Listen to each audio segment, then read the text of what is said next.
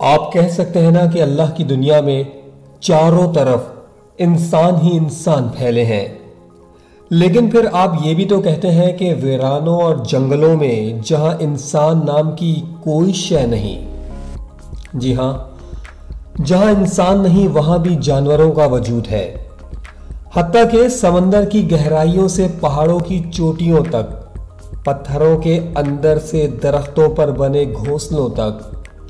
پھر بھی آپ کے گھروں، گلی، محلوں میں بھی اتنی بڑی تعداد ہے کہ آپ سوچ اور گن نہیں سکتے۔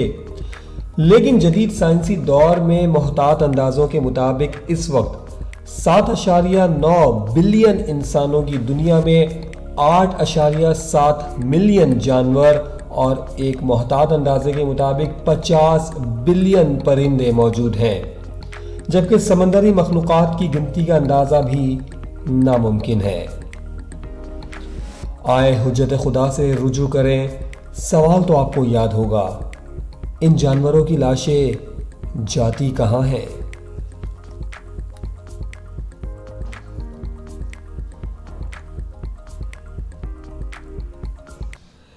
امام جعفر صادق علیہ السلام نے سینکڑوں سال قبل جانوروں کے بارے میں ایک حیران کر دینے والی بات بتائی۔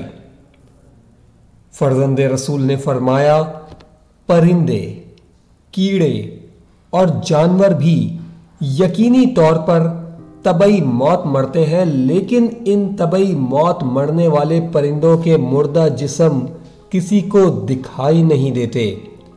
آخر یہ لاشیں جاتی کہاں ہیں؟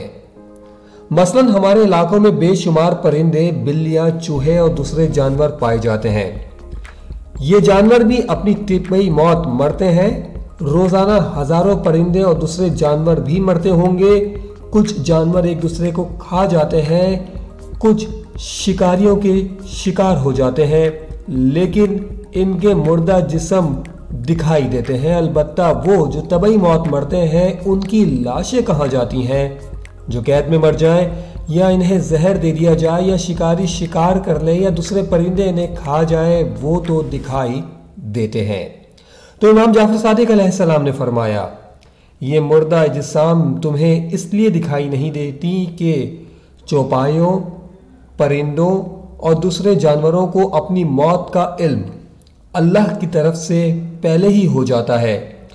وہ اس مقررہ وقت سے پہلے پہاڑوں کے غاروں، کھودوں، درختوں کے کھولوں، تنوں، زمینوں کے سوراخوں یا گہرے گڑھوں میں جا کے بیٹھ جاتے ہیں اور پھر وہیں مر جاتے ہیں۔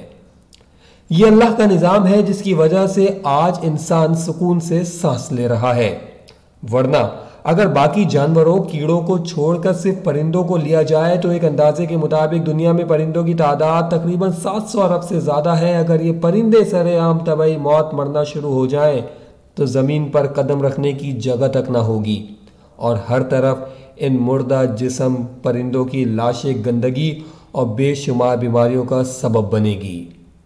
تو پھر سورہ رحمان میں پروردگار نے ارشاد فرمایا نا کہ تم اپنے پروردگار کی کون کون سی نعمتوں کو جھٹلاؤ گے۔